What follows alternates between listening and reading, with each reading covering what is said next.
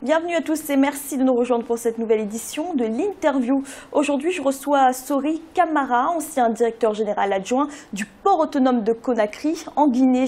Avec lui, nous allons évoquer la fameuse et sulfureuse affaire Bolloré, le chef d'entreprise français qui fait 2,3 milliards d'euros de chiffre d'affaires par an en Afrique, a été mis en examen pour corruption dans l'attribution de concessions portuaires sur le continent et notamment en Guinée.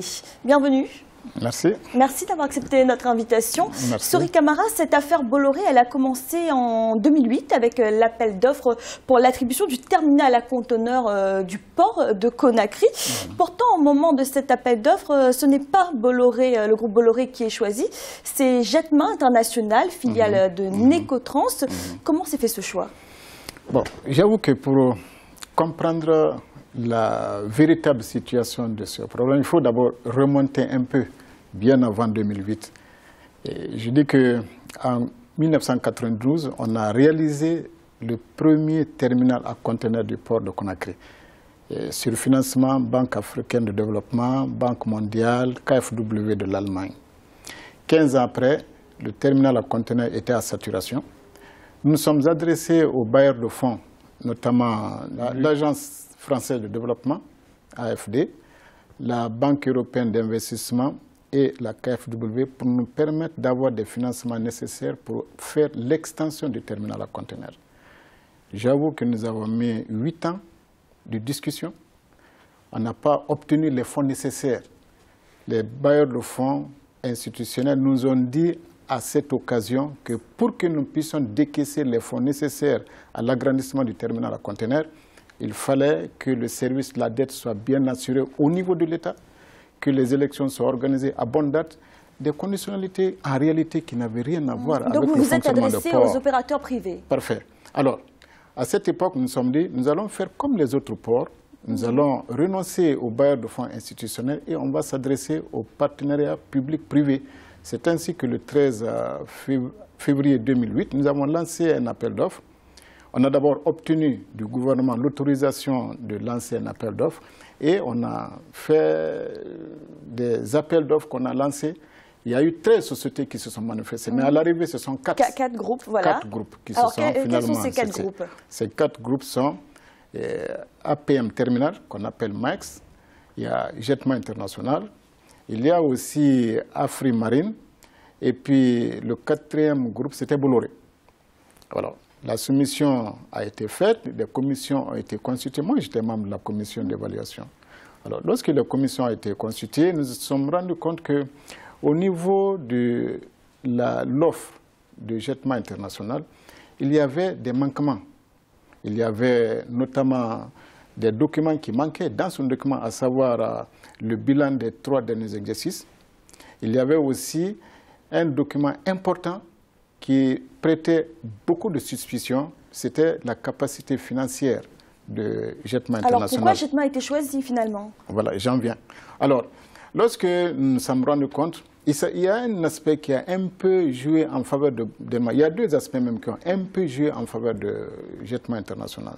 C'était sa stratégie commerciale. À l'époque, nous nous sommes dit qu'il faut innover quelque chose de façon à ce que le port de Conakry puisse rattraper très rapidement son retard par rapport aux ports concurrents que sont Abidjan, Dakar et autres. Alors, nous nous sommes dit, tout opérateur qui mettra dans son programme une stratégie commerciale qui viserait à capter le trafic malien, voilà, il y a un certain nombre de points qui seraient affectés. Jetma International est allé à Bamako, rencontrer les autorités maliennes pour leur dire qu'ils donnent la garantie s'il a le marché. Il va les intégrer dans le capital d'exploitation de la société pour pouvoir exploiter en commun le terminal à conteneurs avec eux. C'est cet aspect qui a donné un peu plus de points à Jetma International par rapport à Alors, Jetma International a été choisi. Alors, Jetma International choisi sur la base surtout du fait qu'il avait proposé 15 millions d'euros, alors que Bolloré a proposé 10 millions. Max a proposé 5 millions, Afri Marine a proposé 2 500 000. Nous avions dit à l'époque à nos autorités supérieures d'accepter qu'on se fasse accompagner du cabinet bien outillé dans ces genres de négociations et de discussions pour que tout ce qui peut comporter comme irrégularité qu'on ne pouvait pas voir, avec l'appui de ces cabinets, on pourrait justement avoir la meilleure proposition possible, la meilleure analyse possible pour une appréciation beaucoup plus objective. Ça a été signé. Hein, finalement, ça a été signé. Et avant la signature, moi, en tant que cadre du port, exploitant du port, membre de la commission, j'ai attiré l'attention de M. le ministre. J'ai dit, attention, il ne faut pas, à cause de 15 millions d'euros, privilégier la position du Jetma international par rapport aux autres. Donc vous aviez émis des fortes réserves par rapport à Jetma. J'ai émis des réserves. J'ai dit, il faudrait demander aux autorités pour que ce processus d'appel d'offres soit annulé, pour que le port relance sa manière, sa vision. Parce qu'en fait, à l'époque, qu'est-ce que nous cherchions au niveau du port? C'était de faire du port de Conakry un grand port d'éclatement. Or, vous ne pouvez pas faire du port de Conakry un grand port d'éclatement sans avoir un armateur derrière, sans avoir un armateur qui a la capacité. Or, à l'époque, Jetma International, jusqu'à aujourd'hui, Max est l'une des puissances dans le secteur maritime. Alors, Sori Camara, donc Jetma gère le terminal à conteneurs à partir de 2008. Ouais. Et puis en 2010, l'élection présidentielle amène l'actuel chef de l'État, Alpha Condé, au pouvoir. En 2011, le président résilie la concession à Jetma. Oui. Pour quelle raison? Oui, mais je crois que les gens font une très mauvaise analyse de cette affaire. Qu'est-ce qui se passe? Jetma International a eu la concession. Nous étions dans une position douteuse par rapport à l'efficacité et à la capacité du Jetma International. Et dans les engagements de Jetma International, pour l'aménagement de la principale composante du projet, c'est la gestion et l'extension du terminal à conteneurs. Jetma International s'est engagé à faire ce travail dans 35 mois à partir du 22 septembre 2008.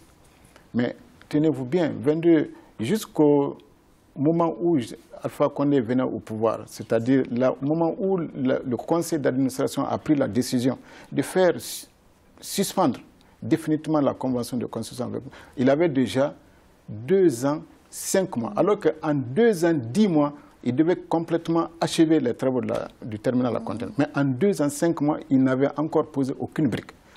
Et avant Alpha Condé, le président Lansana Conté, dès 2008, précisément le 4 décembre 2008, il a donné des instructions pour examiner la situation du Jetma International et de résilier. Alors cette résiliation, il faut quand même en parler. Hein. Elle s'est faite dans des conditions assez particulières. Les salariés de Jetma disent avoir été chassés manu militari. Oui. Qu'est-ce qui explique une telle précipitation et de telles méthodes? Oui, écoutez-moi. Moi, j'avoue, je n'ai pas d'état d'âme par rapport à ça. Vous confiez votre port à quelqu'un qui dit en 2 ans, 10 mois, je vais aménager le port. Il ne l'a pas fait. Au moment où tous les opérateurs avaient fui le port de Conakry, la crédibilité du port, des exploitants du port et puis du pays était en jeu. Vous faites 2 ans, 10 mois, 2 ans, 5 mois, sur 2 ans, 10 mois à aménager, vous ne faites rien. Alors que c'est un service public. Je vais vous prier pour vous dire quitter. Il faut que je prenne mes responsabilités pour que le service public soit assuré. C'est ce qu'on a fait. On n'a chassé personne. Nous avons dit le matériel qui est là, nous allons le réquisitionner pour que le service continue.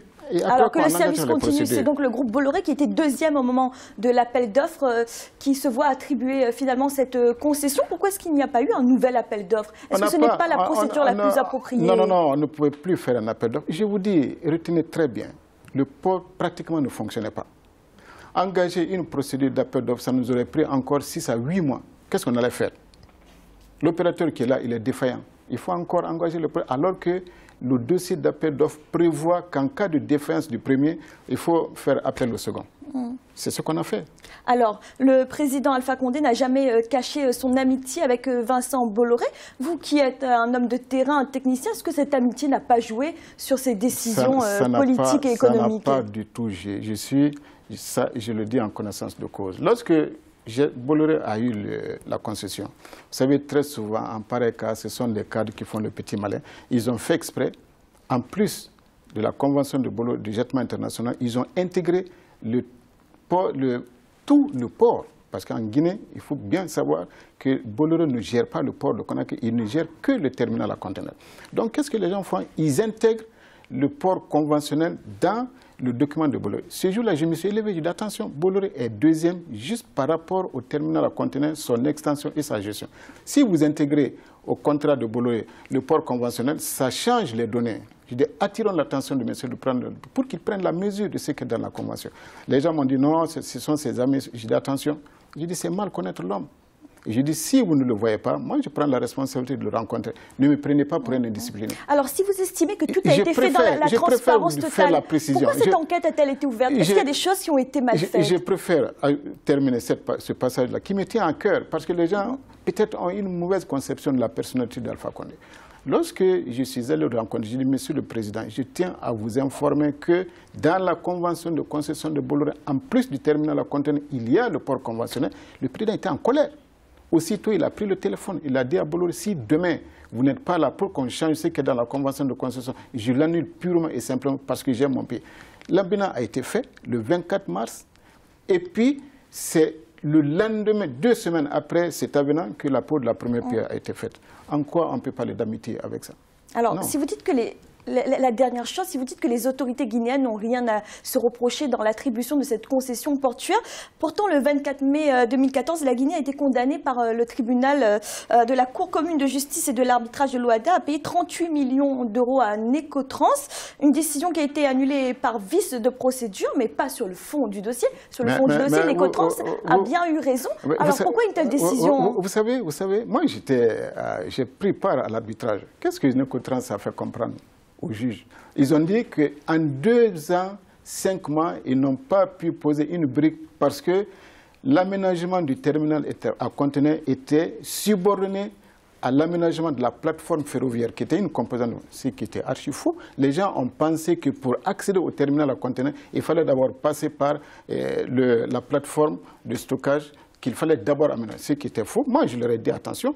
J'ai dit, le terminal à conteneurs est complètement indépendant de la plateforme ferroviaire. Ce sont ces aspects que nous avons soulevés et la CCJA d'Abidjan a pris la décision autrement.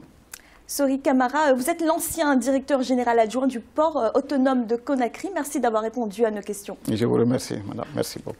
Et merci à vous de nous avoir suivis. N'oubliez pas, vous pouvez retrouver cette émission et tous nos autres programmes sur www.africa24tv.com. Et à bientôt pour un nouveau rendez-vous de l'interview.